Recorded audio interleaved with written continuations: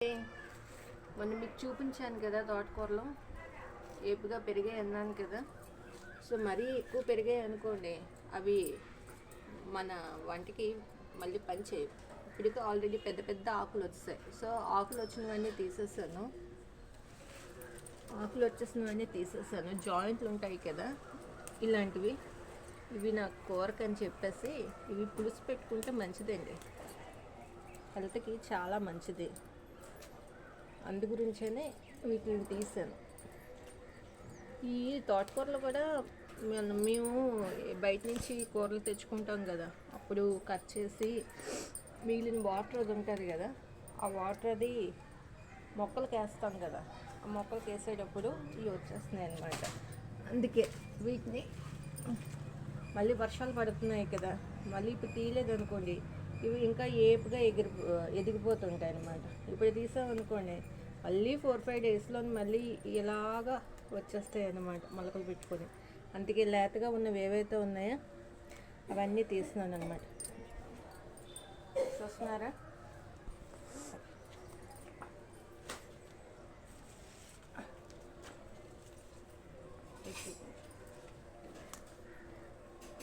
ఈ జాయింట్లు చూసారా?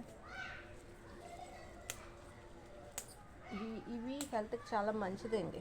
మనకి ఏ విటమిన్కి, కంటికి, బ్లడ్కి ఇది చాలా మంచిది. తోటకూర మ్యాక్సిమం పిల్లలకు ఇష్టపడరు, కానీ వాళ్ళకి ఇష్టపడేటట్టు మనం వండాలన్నమాట. అంటే ఏం లేదండి, చిన్న పులుపు వేసామనుకోండి అన్నంలో పుల్లగా ఉంటుంది కాబట్టి వాళ్ళు ఇష్టంగా తింటారు. పులుపు లేదనుకో, వాళ్ళు తినాలి అంటే చప్పగా ఉన్నదనుకో తినడానికి చిరాకు పడతారు. అందుకు చిన్న పులుపులో చిన్న బెల్లం వేస్తారు అనుకోండి, వాళ్ళకి టేస్టీగా ఉంటుంది అన్నమాట. ఎవరికైనా ఏంటి, నోటికి రుచిగా ఉంటేనే తినాలనిపిస్తుంది కదా మనకి.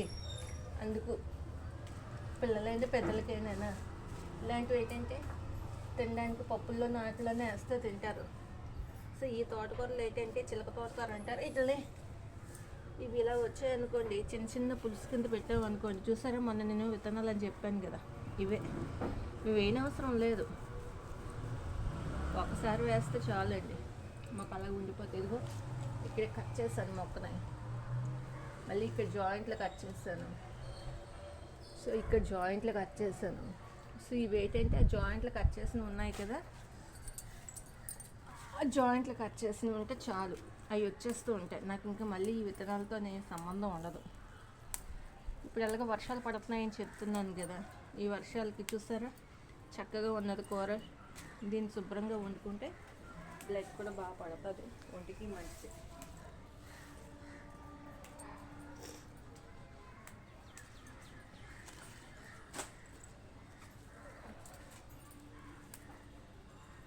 ఒక ఇయర్స్ మీకు ఆల్రెడీ నేను నిద్ర గురించి చెప్పాను కదా. సో ప్లీజ్, నేను మళ్ళీ కాన్సెప్ట్స్ చెప్తున్నానని మీరేమనుకోవద్దు. ఇక్కడ నిద్ర గురించి ఎందుకంటే మాకు, నా హస్బెండ్కి కూడా ఒకరికేమో ఆయనకేమో బ్రెయిన్కి సంబంధించి, నాకు హార్ట్కి సంబంధించి ప్రాబ్లమ్స్ వచ్చాయి.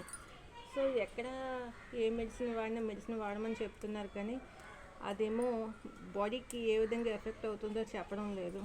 మేమే ఇంకా టైం టు టైము ఎప్పుడైతే మేము పడుకోవడం, టైం టు టైం ఫుడ్ అనేది మెయింటైన్ చేసుకోవడం, నిద్ర తక్కువగా ఉండడం వల్ల ఏం ప్రాబ్లమ్స్ వస్తున్నా ఐడెంటిఫై చేస్తున్నాం.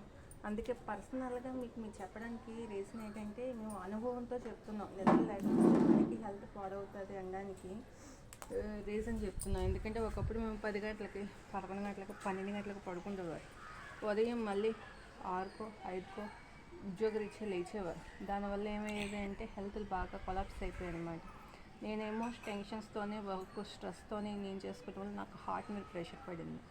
సో దీనికి దేనికైనా సరే సొల్యూషన్ ఫస్ట్ నిద్ర లేకుండా మనం ఎంత పని చేసుకున్నా మన హెల్త్ దెబ్బతిన్నది అనుకోండి, మళ్ళీ దాన్ని రికవరీ చేసుకోవాలంటే చాలా కష్టం అన్నమాట. అందుకే వ్యూయర్స్ మీకు మళ్ళీ చెప్తున్నాను, ఫ్యూచర్ జనరేషన్ మన పిల్లలు. సో ఆ ఫ్యూచర్ జనరేషన్ వాళ్ళకి కూడా మనం ఇప్పటి నుంచి టైం టు టైం పడుకొని ఆ వితిన్ టైంలోనే మనం వర్క్ కంప్లీట్ చేస్తే వాళ్ళ యాక్టివిటీస్ ఏవి పెరగడమే కాదు, సో వాళ్ళ హెల్త్ కేర్ తీసుకున్నట్టు ఉంటుంది. ఇప్పుడైతే సినిమాలని, పబ్లని, బయట షాపింగ్లని అన్నీ నైట్ చేసుకొని 10కో 11కో వచ్చి మార్నింగ్ ఏమో 7కో 8కో లేచి గబగబా స్కూల్స్కి ఆఫీస్కి పరిగెట్టడం వల్ల మనకు తెలియకుండానే మన హెల్త్ని మనం కొలాప్స్ చేసుకుంటున్నాం. అందుకే వ్యూయర్స్ ఒకసారి మళ్ళీ చెప్తున్నాను, ఇన్ టైంలో పడుకోండి, టైం టు టైం పడుకోండి, విత్ ఇన్ టైంలో లేచి పని చేసుకోండి. Okay viewers, bye.